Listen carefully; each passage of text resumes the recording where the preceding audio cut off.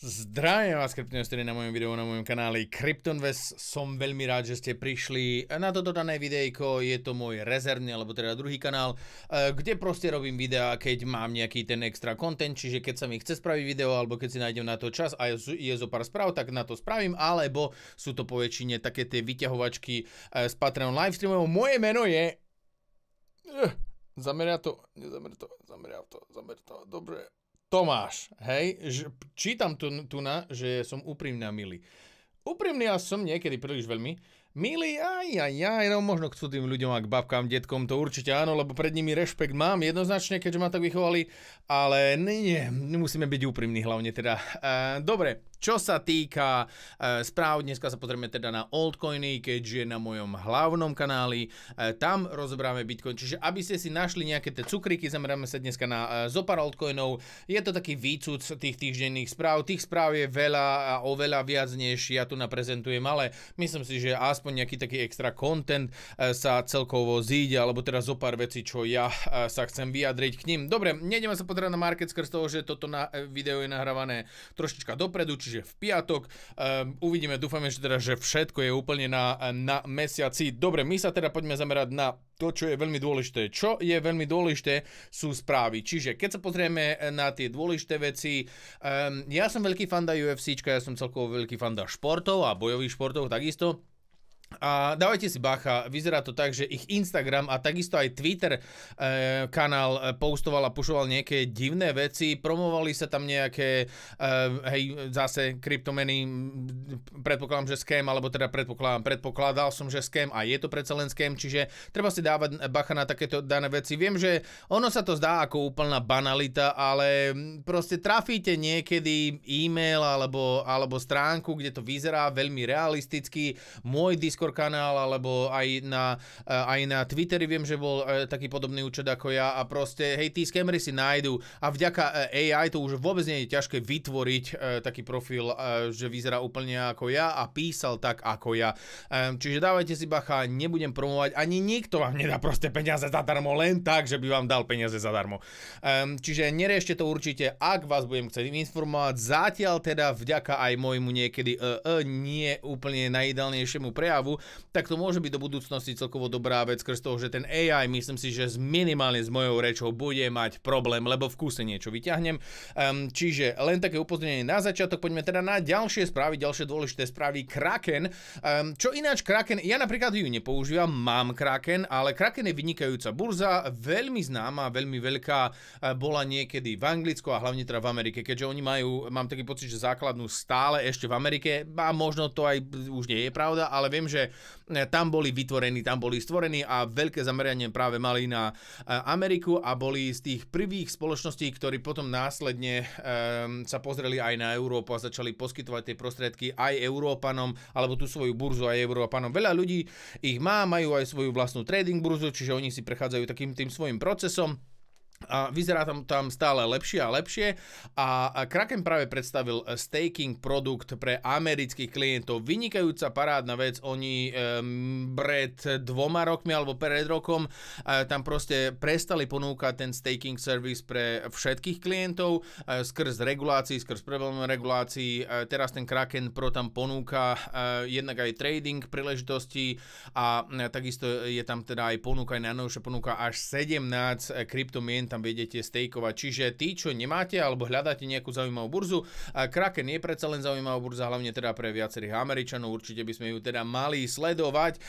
Čo je presne opačná strana mince, je Európa. Prečo by Európa išla normálnym smerom, ale nie, oni pôjdu presne tým smerom, kedy budú zabíjať kompletne každú jednu inováciu a práve Crypto.com, čiže to je tá burza, alebo teda veľmi podobná vec ako Kraken, podobná vec ako Kraken. Oni majú svoju vynikajúcu platformu, ja ju mám takisto, apka je fakt, že úplne úžasná, karta je takisto úplne úžasná, ale delistujú zo pár coinov, jedným z nich je Tether a potom ešte ďalších 9 coinov a to hlavne skrz tej európskej regulácie.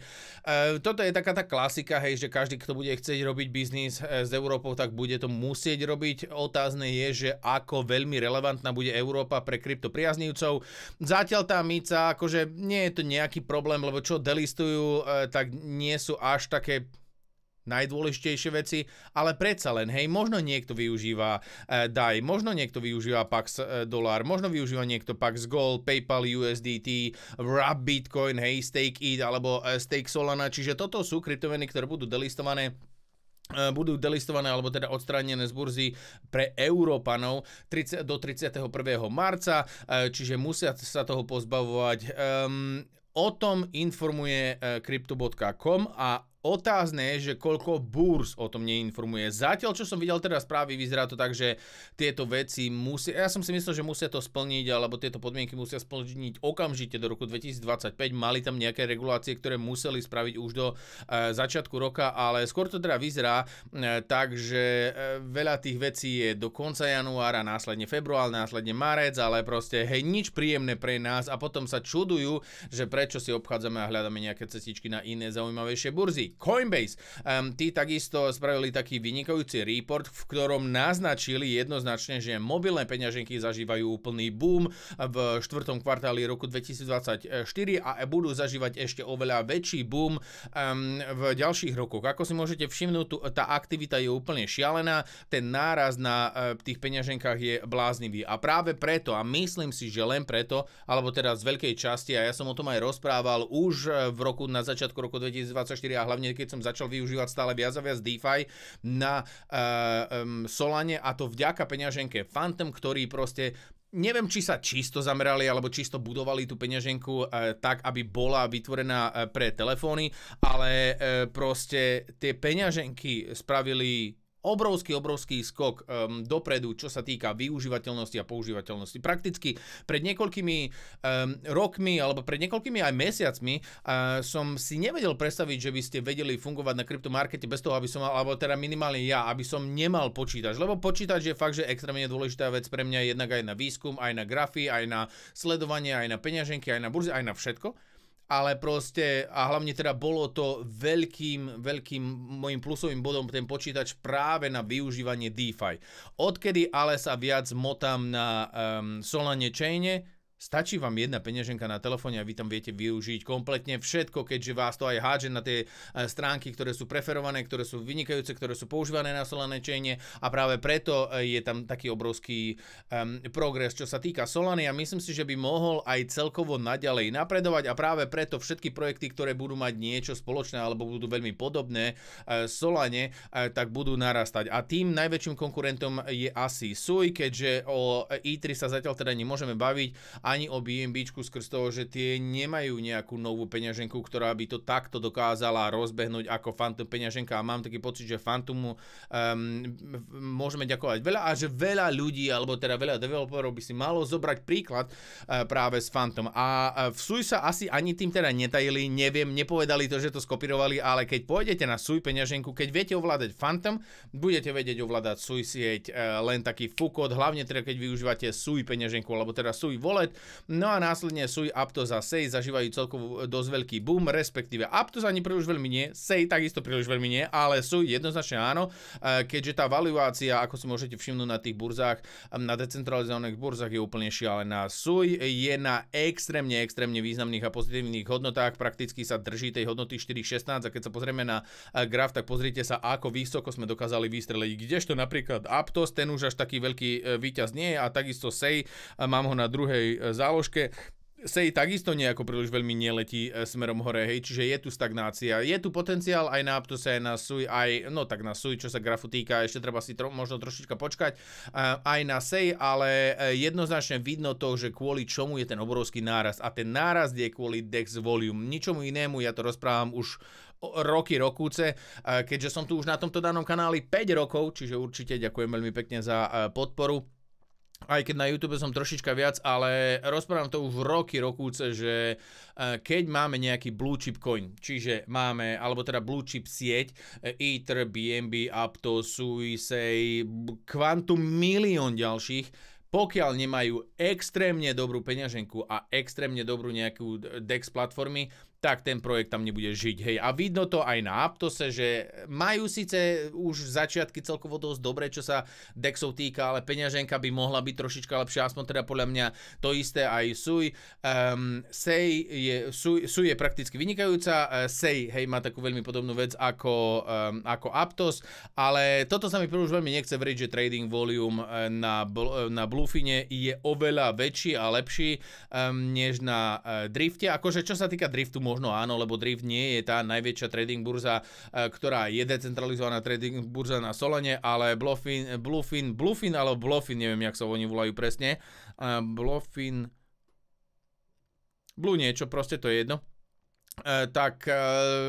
Nie som si plne istý, lebo skúšal som to, som aktívny na oboch sieťach a myslím si, že stále zatiaľ teda mierne môžu dominovať viac práve Solana veci, ale Sui je na vynikajúcom mieste, hej, na tom ataku. Dobre, čo sa týka ďalších dobrých a pozitívnych správ je, že XRP, vyzerá to tak, že má fakt, že veľkú šancu na to, aby bolo schválené nejaké ETF a to prvé by mohlo byť práve na XRP alebo na tých OG menách, čiže to bude buď Cardano, alebo XRP, alebo Litecoin, ale s tým marketingom, s tým kamarátstvom a s tým, že aká spoločnosť stojí za Ripplom, alebo teda za XRP, čiže Ripple, a aké konekcie majú prakticky na politikov, aký push, tak vyzerá to skôr teda na XRP alebo Cardano, keďže Charles Hoskinson to aj celkovo spomínal, že Cardano má niečo robiť pre týpka blondiaka, ale myslím si, že keby som to mal takto zobrať, hej, že z ktorej má najväčší potenciál a najväčšiu šancu, tak si myslím, že XRP a následne bude ich viac. Nemyslím si, že by to malo byť len XRP, ale šance sú tam celkovo obrovské, celkovo aj na polymarkete si to ľudia myslia až 83% na pravdepodobnosť toho, alebo teda šanca podľa ľudí, že by to mohlo byť práve už do konca júla tohto daného roka. Či to tak bude, alebo neviem, ale mohlo by to celkovo dosť pomôcť XRP, ktoré ináč sa dostalo celkovo na nadvýrazné hodnoty rezistencií. Dobre.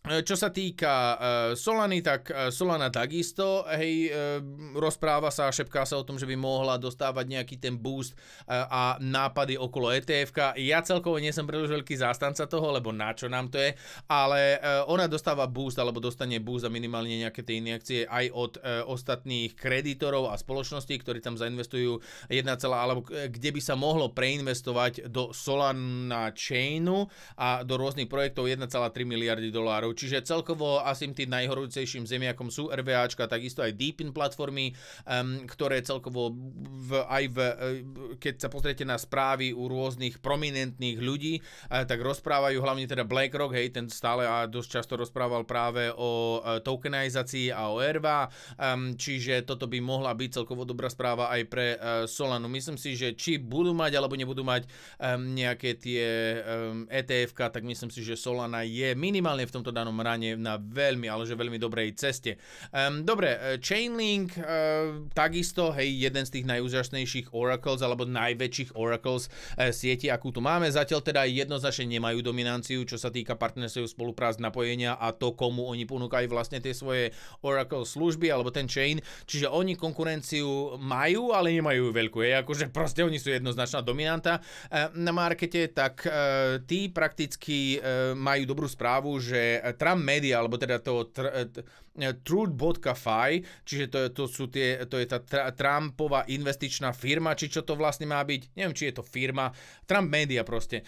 Takže zainvestujú, alebo teda majú spoluprácu práve s Chainlinkom, čiže Chainlink stále vo viac a viac veciach sa spája s reálnym svetom u rôznych, a nie je to len u tejto danej platforme, ale takisto má naviazanie na ostatné spoločnosti, keďže práve Chainlink, celý ten jeho záber je to, aby spájala reálne dáta alebo teda dáta z reálneho sveta na kryptomarket a z kryptomarketu alebo z blockchainu prakticky veci, aby mohli ísť vonku.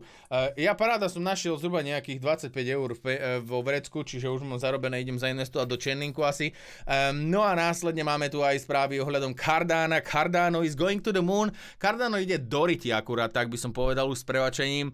Malý plomín hard fork a ja som o tom čítal, viacero ľudí o tom rozprávalo, akože ja nechcem byť negatívny na Cardano, ale musím byť negatívny na Cardano, lebo proste Rozprávalo sa o tom a viacerí proste píšu, že proste aká je to obrovská vec.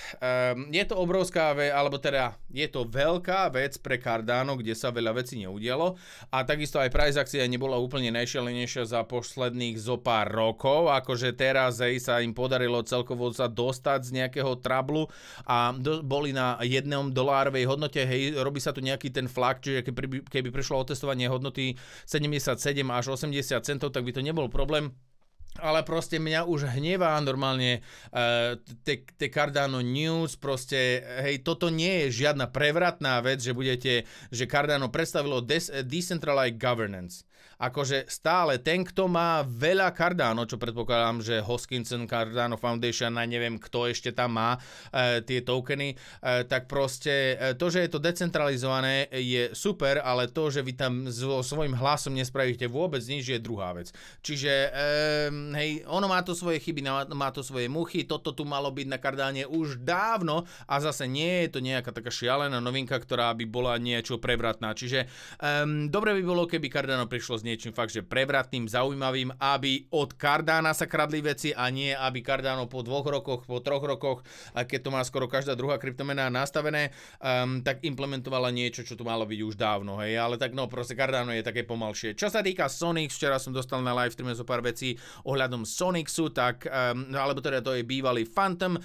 Ja som hovoril, že nemám o tom nejaké príliš veľké informácie o Phantom, mňa Phantom celkovo nezaujímal už prakticky v minulej bull sezóne a to hlavne skrz toho, že Phantom od jeho vzniku boli zameraní na korporácie, hej, že proste mal to byť najlepší chain pre korporácie, pre to, aby to spoločnosti využívali na čo len potrebujú a proste ich zameranie bolo na biznis. Kdežto očividne im to veľmi nevyšlo skrz toho, že tento market je fakt, že veľmi rýchly, menia sa vo svete veľmi rýchlo veci a nápady a prakticky firmy prišli na to, že proste chcú si to riešiť po svojej vlastnej osi a tým pádom práve preto možno teda prišla zmena z Phantomu na Sonic, kedy Sonic má už iné zameranie. Ja som pozeral aj na ich platformu, tá platforma vyzerá celkovo dosť dobre, majú aj nejaký airdrop, konečne majú zameranie na používateľov a na budovateľov, než na jeden smer, hej, že proste my serieme na všetkých a pozrieme sa len na korporácie, čiže toto môže im celkovo pomôcť, čiže dúfajme, uvidíme, musíme sa teda počkať na nejakú tú price akciu, ale minimálne si myslím, že aspoň tento krok je dobrým krokom do budúcna. A ako úspejú a že ako to budú vedieť pušovať, neviem. Vyskúšam tú penieženku, vyskúšam, že či sa tam niečo zmenilo, pozriem sa na komunitu a možno vám dám vedieť. Čo sa týka ich foundera Andrew Cronie, čo bola top postava, bol to taký Elon, no tak nie až Elon Musk, ale neviem ho prirovnať. Dobre, bol to možno jak ten týpek z Mety, jak sa volá ten týpek z Mety? Zuckerberg, alebo neviem, tak sa nejako volá. Ako je veľký v tom tech svete alebo predtým na sociálnych platformách, hej, že proste sa hovorilo o ňom dosť často, tak Andrew Cronie je obrovský známy, čo sa kryptomarketu týka, tak ten hovoril, že je to najlepšia L2, aká môže byť a proste prešíka kompletne všetkých. Problémom je, že on je co-founder, hej, čiže jasné, hej, a zdá by to bolo už riadne blbe by to bolo, keby zakladateľ tohto daného projektu proste strál si na projekt, hej. Čiže jasné, že ho chváli, ale zase môže tam byť niečo na tom pravdy skrz toho, že on spravil zo pár veľmi zaujímavých projektov. Jeho obrovskou chybou a mínusom je, že on niečo spraví a je to v polovičke alebo v jednej štvrtine spravené a proste na to sa vyserie, hej, a prejde a vytvorí si nový projekt. Čiže to sú asi jeho problémy. Bolo by dobre, keby Sonic mal nejakú pevnú väzbu na niekoho a možno to posúval celé dopredu. Čiže toľko k tomu. Ja si idem vypiť svoju kávu. Ďakujem vám veľmi pekne. Užite si víkend. Dúfam, že toto budem vedieť robiť na každej jednej víkendovej báze, že prídem a zošerujem takto s vami správy. Zatiaľ teda to bude v takomto divokom režime. Určite odobrajte tento daný kanál, uvidíme, čo s ním teda vymyslím a zatiaľ vám prajem veľmi pekný večer a víkend. Čaute.